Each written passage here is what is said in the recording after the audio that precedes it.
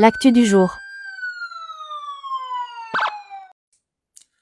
Narabantsika rehetra elaela kely tsy nizaka tetỳ amin'ny pejy nefa ny zava-misy dia izara hevitra kely aminareo ihany amin'ity resaka tsy fandriam-pahalemana be ity.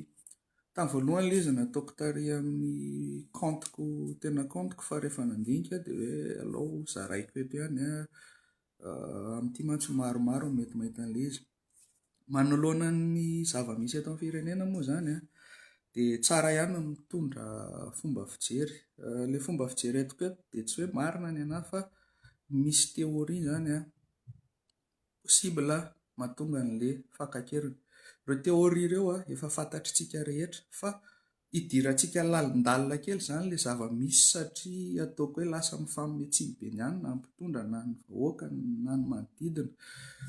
Izay no zaraiko aminareo zany fantatrintsika fa misy teoria anankitelo mahatonga an'io ataoko hoe insécurité goavana amintsika eto izao io. Ny voalohany dia ny olona mety hoe te hiverina eo amin'ny fitondrana dia manao déstabilisation farak'izay zokiny. Ny faharoa dia olona eo amin'ny fitondrana te hitazona ny fitondrany dia manao psychose mba tsy hietsehan'ilay vahoaka. Dia ny fahatelo izay inoako kokoa, ataoko hoe inoako kokoa, ilay fahatelo zany hoe misy réseau-n'olona nitady tombotsoa tamin'ilay fitondrana ankehitriny dia tsy nahazo an'ilay tombotsoany dia niteraka an'io fanakorontanana io. Fa maninona nefany no ataoko hoe mbola manjavozavo ny fandehan'ilay raharaha hatramin'izao. Mametra fanontaniantsika hoe aiza ihany ilay olona nanao, fa iza no manao an'ilay zavatra, fa ahoana ny tsy mihetsika ny fitondram-panjakana. Dia hiteny kely anareo hoe iza fitondram-panjakana io aloha sarotra ny fean'io. Tsy hoe miaro an'ilay fitondrana fa tena sarotra ny fean'io satria izao ilay telo teo possible fa tadidio fa tsisy afaka ny hanao an'izay zavatra izay na ilay olona te hiverina eo amin'ny fitondrana, na ilay olona te hifehy eo amin'ny fitondrana, na ilay tsy nahazo tombotsoa raha tsy misy an'ilay zavatra anankitelo resahako anareo reto. Voalohany dia misy réseau délinquant eo amin'ny fiarahamonina antsika. Misy olombelona zany efa fahantrana sy ny fahoriana sy ny rehetrarehetra dia rehefa mahazo vola dia manao herisetra rehetrarehetra tsy ampy heverana. Iny ilay réseau petit délinquant.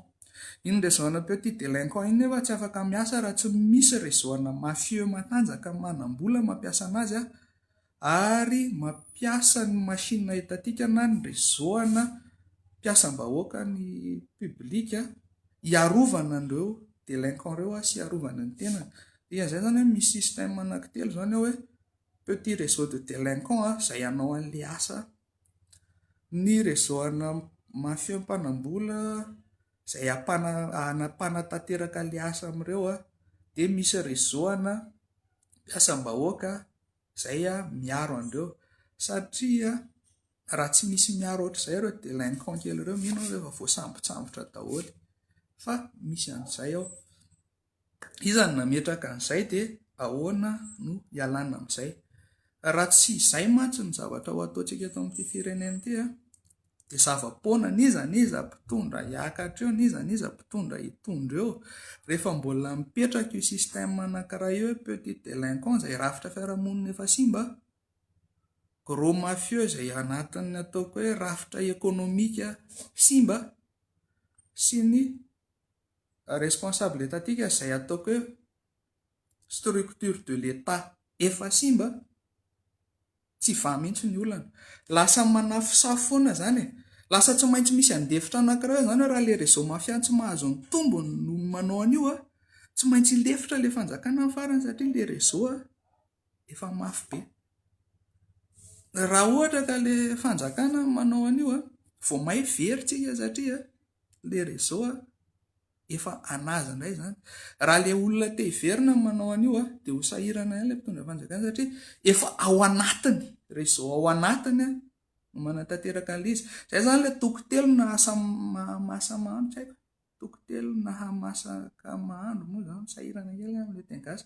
Ilay système misy ny solution tena fahana miaro an'io dia ty fanontaniako aminareo hoe inona ny réseau anankiray mafy indrindra entin'ny mitondra firenena dia ny réseau an'ny assemblée nationale. Dikan'izay zany raha hamany olana io tsika amin'ny tena hoe lavitra dia tadidio aloha fa mila mahay mifidy ny olona apetraka amin'ny toeran'ny député. Io réseau ana député io satria io afaka mifeny rehetrarehetra, afaka miteny io na polisy kely ary amin'ny commune ary indraindray io afaka mibaiko mera mavita. Réseau anankiray ngeza zany io ahafahana tena hoe mifehy amin'ny Madagasikara.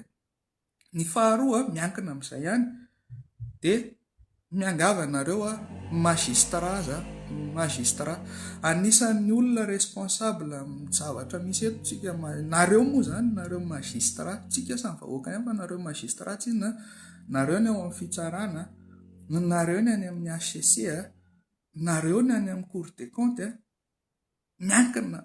miankina ny tena fanovana be dia be ianareo magistrat. Kanefa mbola misy foana le doute na le olana amin'ny concours na magistrat farany io raha zao zany hoe misy ny kolokolo, kanefa raha vao olona miditra kolokolo no manao magistrat dia efa haitsika ny toyany. Kanefa iza ny afaka mifehy an'izay aloha mba miady hoe loatra isy kolokolo ny fidirana magistrat dia ny réseau ana député ny anisan'ny mafy be afaka mifehy an'izay. Rehefa milamina ny assemblée nationale izay mpanao lalàna sy ny magistrat izay mpitsara, moramora kokoa ny anapahana an'ilay réseau izay ahafahana manao an'ilay karazana déstabilisation ireny. Zavatra efa lavitra moa izay resahako izay satria mienjakenjana ny mbola minova ny toe-tsain'ilay olona efa zatra nandray vola anatin'io réseau io. Na ny tenako raha mety tsy haiko izay azo ana miteny an'izany fa izany hoe zaraiko aloha za koa eto tsy manendrikendrika olona fa miresaka système, miresaka rafitra. Izay zany ka raha vao tsy izay zavatra izay ny voafehy dia tadidio fa niza mpitondra eo sahirantsika. Tena sahirantsika na manana volonté tahaka n'inona raha ny mpitondra eo nefa ilay réseau ato ambany ato ohatr'izay dia sahirantsika satria mety ilay mpitondra indray no potika. Mora fa ratsy sainana ilay mpitondra dia efa vao may force ho anazy iny satria tazomana ny fahefana. Anjarantsika voaka zany mandinika tsara an'izay zavatra izay izay moa no teny hoe ny resaka fifidianana nefa miankina amin'ny CENI, miankina amin'ny HCC, ny fanovana miankina amin'ny assemblée nationale. Tsy teny betsaka amin'ny lafiny anankiray iny fa ny teny moa teo hoe resy zahay resy. Fa raha hiresaka indray tsika ataoko hoe mesure d'urgence hoe anatin'ilay hamehana amin'izao fotoana izao misy efa mesure efa raisin'ny fitondram-panjakana ihany hoe manao task force, mobiliser ny force, mametraka ny sécurité. Fa izay teneniko izay hoe mety mampihana an'ilay izy izay fa raha tena hoe hijery lavitra ezaka tsika dia io réseau anankitelo resahako anareo io no mila hena zany ny tanjany. Dia ny ahafahana manena an'izay mahaiza mifidy député alohan'ny député mba tena hiaro mba olona tena mendrika ny hiditra ao anatin'ilay fitsarana, ireo mpitsara ireo amin'izay manara-maso ny fandaniam-bolam-panjakana, mametraka ny rariny sy ny hitsiny dia izay tsika vao tafita. Ankoatran'ny hoe tsika malagasy mihitsy koa mila manova toe-tsaina. Izay angamba ny zavatra tiako resahana. Za zany eto tsy amin'ny metsiny an'izaniza satria ataoko hoe zavatra efa raika tapisaka efa ela be teto amin'ny firenena ilay zava-misy mampalahelo fa maka-herintsika rehetrarehetra, maka-herin'ireo malagasy izay niaram-boina sy niatra niarany ataoko hoe herisetra misy amin'izao dia samy mitandrina foana aloha satria mbola tsy fantatritsika hoe inona amin'ireo théorie telo ireo ilay izy fa ataoko hoe izay ny sosokevitra iray zany. Miainga amintsika vahoaka io zavatra io makao amin'ny fifidianana izay vao mety tonga any amin'ilay tena fanovana dia mirary soa antsika rehetrarehetra mandram-piona mandram-pitafa. L'actu du jour. N'oubliez pas de vous abonner. Cliquez sur le bouton abonner et activez la notification cloche.